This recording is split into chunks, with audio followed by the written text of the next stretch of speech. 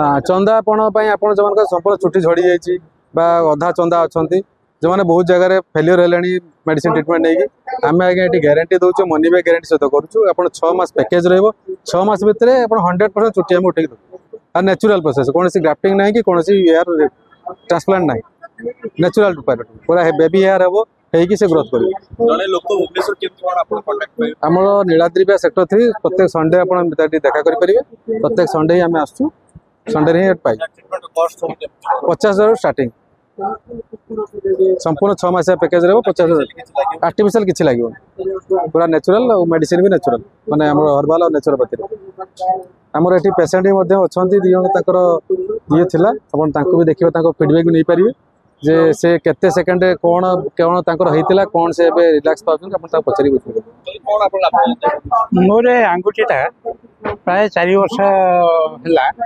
है बिंधा बिंधा आरंभ है मु मेडिसिन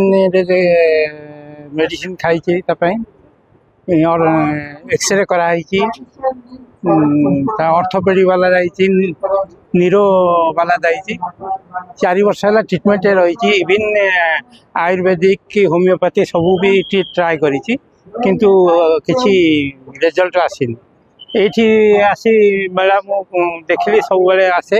कलिंग हार्बल मेला को ए वर्ष आसिली आसिली देखिली आकुप्रेशर लिखाई शेष मोर विश्वास थिला द्वारा किसी हो पार से डॉक्टर बाबू को परामर्श कली सी मत कहले गोटे सेकेंड आप किसी रिजल्ट